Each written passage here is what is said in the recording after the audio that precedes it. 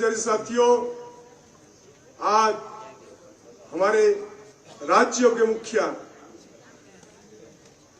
शेर स्वराज, आपके लोकप्रिय विधायक मुख्यमंत्री हिमाचल प्रदेश आपके बीच आए हैं, तो मैं चाहता हूं कि सभी साथी जोर से ऊंची आवाज में दोनों हाथ खड़ा करके इनका स्वागत करें, अभिनंदन करें। जय राम जी को जय श्री राम, जय राम जी को जय श्री राम।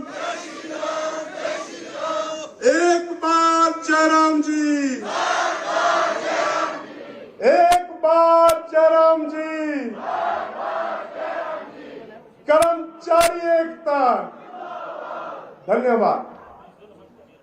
हिमाचल प्रदेश के लोकप्रिय, न्यायप्रिय, कर्मचारी, आम जन हितैषी मुख्यमंत्री परम आदरणीय Jairam Thakur ji, Himachal Pradesh red cross society उपाध्यक्षा परम आदरणीय डॉक्टर साधना जी,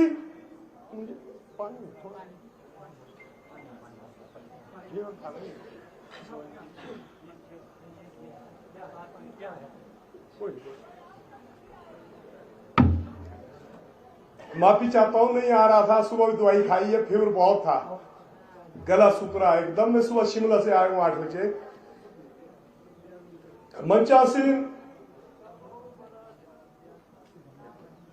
हिमाचल प्रदेश स्कूल प्रवक्ता एसोसिएशन के प्रधान भाई केसर सिंह ठाकुर जी,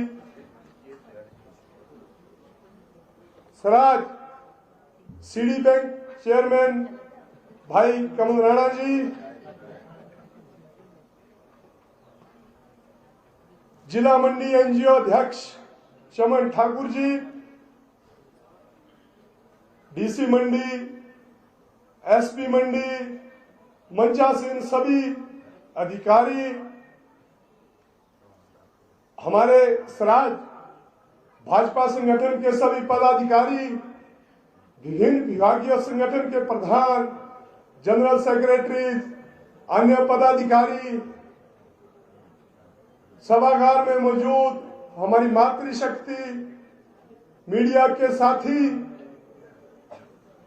व अन्य सभी कर्मचारी साथियों, जिस दिन माननीय मुख्यमंत्री महोदय ने राज्य में सत्ता संभाली, हम आप गवाह हैं कि स्थितियां क्या थी। आप पूर्व में देखिए, ज्यादा बात हम नहीं करेंगे, पिछले 4 दशकों को हम भी जानते हैं कि किस सरकार के मुखिया ने कर्मचारी हितों के लिए क्या किया है। 27 दिसंबर 2017 का वो दिन ऐतिहासिक रिज मैदान पे शपथ समारोह हुआ था। वहीं से जो माननीय मुख्यमंत्री महोदय ने सचिवालय द्वार पे घोषणा की थी, कर्मचारियों को डीए दिया था और वृद्धा जो पेंशन योजना 80 वर्ष से घटा के 70 वर्ष की थी। तो जिस दिन इन्होंने ये ऐतिहासिक निर्णय लिए थे, तो राज्यों के हर कर्मचारी के मन में एक भाव उत्पन्न हो गया था, एक आशा उत्पन्न हुई थी कि वर्षों से हमारा जो लंबित कार्य पड़े हैं, हमारी लंबित मांगे हैं, शायद अब वो समय आ गया है। और वास्तविकता में ही ऐसा हुआ।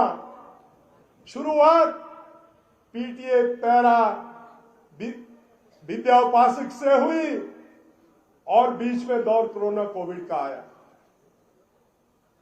उस पूरे दौर में भी ना कर्मचारी हितों के साथ राज्य सरकार ने कोई ये अन्याय नहीं होने दिया। आप पड़ोसी मुल्क में देखिए, पंजाब जाइए, हरियाणा जाइए, जो हमारा निम्न स्तर पर कार्य करता है, कर्मचारी अंशकालीन जलवाक जिसे हम कहते हैं, या जो दिहाड़ीदार कर्मचारी है, बहुत सारे लोगों को नौकरी से हाथ धोना पड़ा और आज तक उन हमारे निम्न स्तर पर कर्मचारियों को तनख्वाह तक नहीं मिली है। मगर हमारे राज्यों के मुखिया ने उदारता दिखाते हुए ना तो मनमाफी किसी की सैलरी की कटौती की, रजामंदी से ज्यादा 1 या 2 दिन की वेतन की कटौती की, वो भी मुख्यमंत्री रिलीफ फंड के लिए। और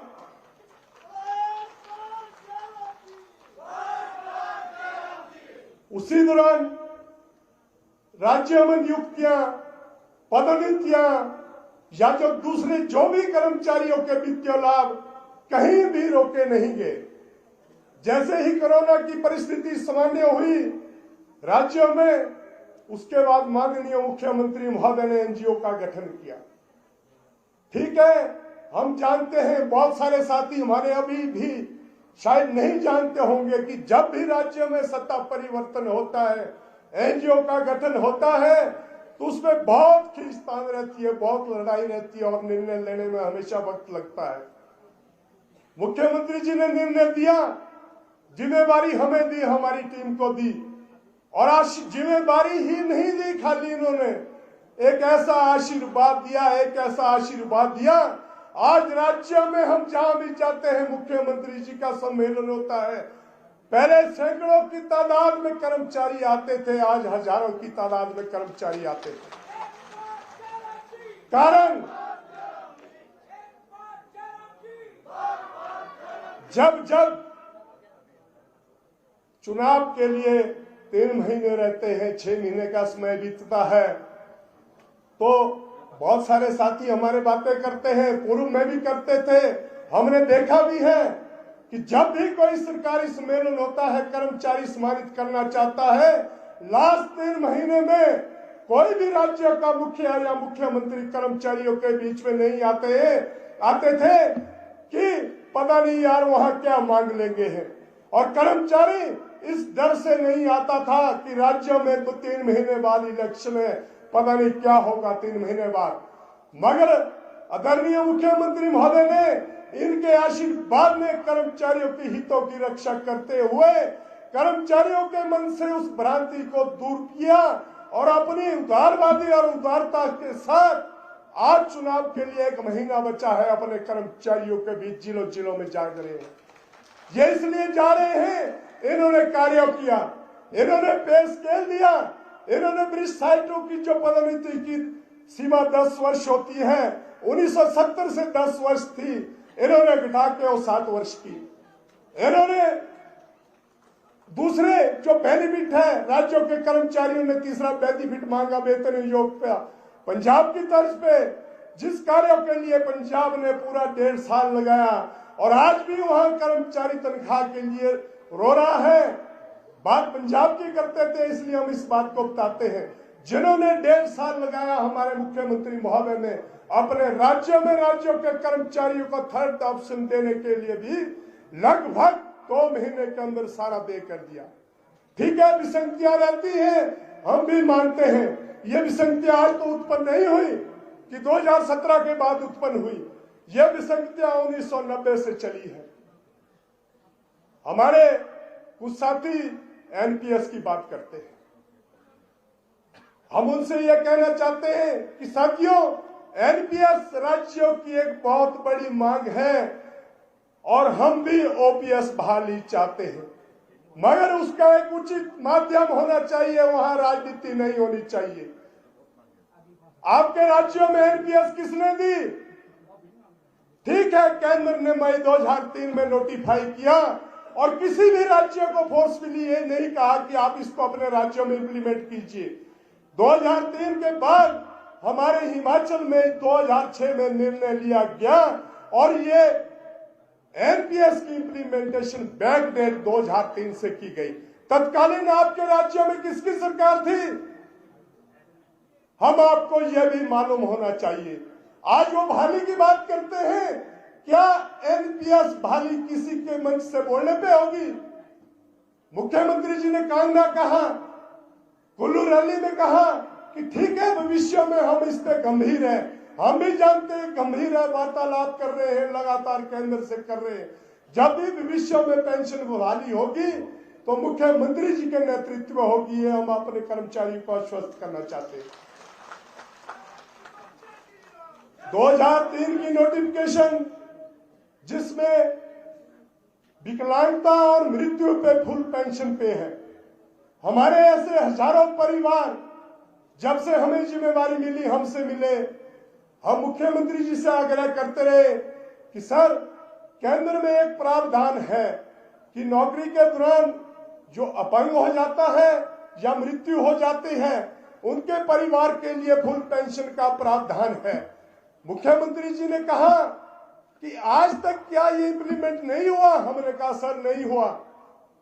पूरे 20 साल बाद माननीय मुख्यमंत्री महोदय ने उन हजारों परिवारों को रोजी रोटी का सहारा दिया और उनको ओपीएस ओल्ड पेंशन दी। क्या 20 साल तक राज्यों में सरकारें नहीं थी जो आज पेंशन बहाली की बात करते? क्या उनको टाइम नहीं मिला? उनको सब मिला। वो मात्र ओपीएस के नाम से राजनीति कर रहे हैं। और हम आपको समझना होगा कि हमारा हित कहां छुपा है और हमारा हित कहां से आगे बढ़ेगा। इसी तरह बहुत सारे मुद्दे जो वर्षों से लंबित थे, एक एक का समाधान माननीय मुख्यमंत्री महोदय के आशीर्वाद से हम करते गए और राज्यों में जहां भी ये जाते, कर्मचारियों का जमावड़ा मुख्यमंत्री महोदय के सामने लगता है। आप सोचिए, पुलिस पेमेंट, बहुत सारे पुलिस के जवान होंगे यहाँ, किसने दिया? आपको राइडर किसने दिया? बहुत सारे साथी यहां बैठे हैं, पहले मिला। आपको जीवन शक्ति किसने दी? तत्कालीन आपके राज्यों में कौन सी सरकार थी? आपको यह भी देखना होगा। अगर उनका समाधान किया तो आदरणीय जयराम ठाकुर जी ने एक एक करके एक एक चीज का समाधान किया। और जो बची अल्पसंख्या, उसके लिए हम प्रयासरत हैं और मुख्यमंत्री महोदय ने अधिकारियों को निर्देश दिए हैं कि शीघ्र ही जिसका समाधान होना है उसको समाधान कीजिए। हमारे बीच हमारे बहुत सारे आंगनवाड़ी कार्यकर्ता बैठे हैं, आशा वर्कर बैठे हैं, सिलाई कढ़ाई अध्यापिकाएं बैठी हैं। तो हम उनसे भी कहना चाहते हैं कि आप कब से नौकरी लगे और कब कब आपके मासिक तनख्वाह में बढ़ोतरी हुई और किस सरकार में कितनी हुई? मुख्यमंत्री जी के आशीर्वाद से आंगनवाड़ी कार्यकर्ता, आशा वर्कर या दूसरे जो हमारे निम्न स्तर पर कार्य करने वाले कर्मचारी हैं, उनकी मासिक मानदेय में ऐतिहासिक बढ़ोतरी हुई है और भविष्य में भी होगी। इसके लिए हम प्रयासरत हैं। इस तरह की बहुत सारी बातें हैं साथियों। अब आज तक मुख्यमंत्री जी ने जो करना था, हमने मांगना था, इन्होंने दिया। अब बारी हम आपकी है। एक सामूहिक प्रयास की है। हम सब मिलजुल के एक सामूहिक प्रयास करेंगे और जितना ज्यादा सशक्त माननीय मुख्यमंत्री जी हो सके, हम उतना ज्यादा प्रयास करेंगे। आप साथियों से मेरी यही विनती है, क्योंकि हम जिलों में जाते हैं, हम दौर देखते हैं। मुख्यमंत्री जी ने कहा था कि इस बार रिवाज बदलने वाला है और हम जिलों में जाते हैं जहां 1000 का हमारा एस्टिमेट होता है, खाने का 1500 का होता है, वहां 4000 की भीड़ आती है। जहां 4000 का होता है वहां 8000 की भीड़ आती है। तो ये संकेत क्या है? आपके राज्यों का कर्मचारी और आम जन अपने लोकप्रिय मुख्यमंत्री की छवि से संतुष्ट है, इनकी कार्य प्रणाली से संतुष्ट है और हम आशान्वित हैं कि भविष्य में जो हमारे इश्यू रहते हैं, जिन साथियों के लिए हमने करना है, और इन्हीं के आशीर्वाद से उन्हें भी हम भविष्य में पूरा करेंगे। जय हिंद, जय भारत, जय कर्मचारी एकता।